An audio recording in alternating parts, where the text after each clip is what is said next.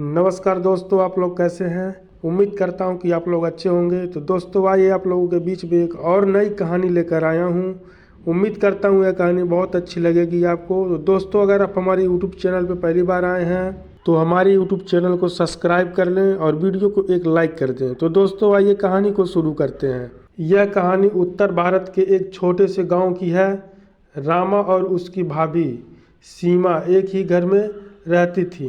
रामा का बड़ा भाई अर्जुन सीमा का पति था। उनका संयुक्त परिवार था और रामा और सीमा का रिश्ता बहुत अच्छा था। वे दोनों एक दूसरे से अपनी हर बात साझा करती थी। रामा एक खुशमिजाज और चुलबुली लड़की थी। सीमा जो शांत स्वभाव की थी, रामा को अपनी बहन जैसा मानती थी।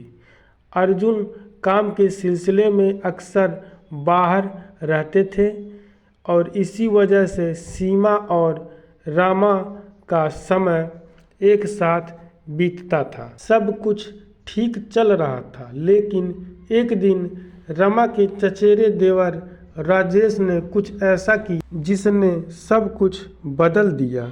राजेश एक लंबा, हंसमुख और शिक्षित युवक था।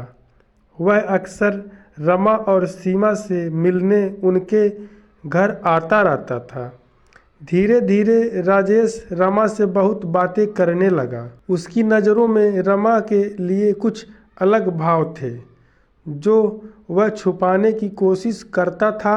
रमा भी यह बात समझने लगी थी, लेकिन उसने इसे नज़रअंदाज किया। एक दिन राजेश ने हिम्मत करके रमा से कहा, रमा मुझे तुमसे कुछ कहना है।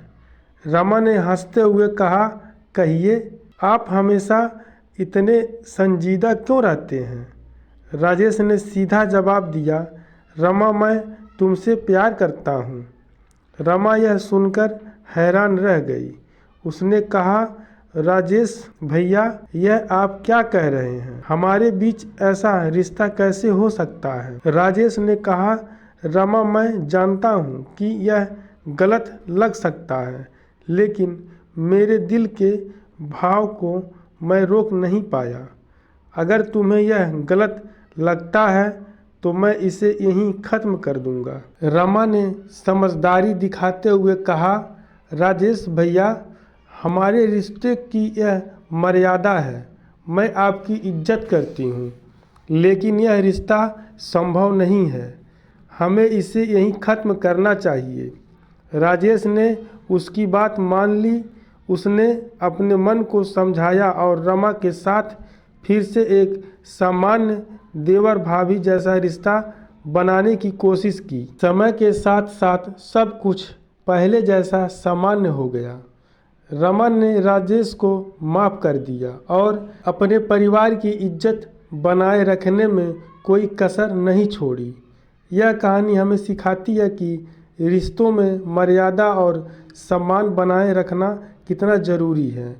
तो दोस्तों यह कहानी आपको कैसी लगी आप कमेंट में बताएं। अगर आप हमारे यूट्यूब चैनल पर पहली बार हैं तो हमारे चैनल को सब्सक्राइब कर लें और दोस्तों वीडियो को एक लाइक कर दें। तो फिर मिलते हैं एक नई कहानी के साथ अगली वीडियो में।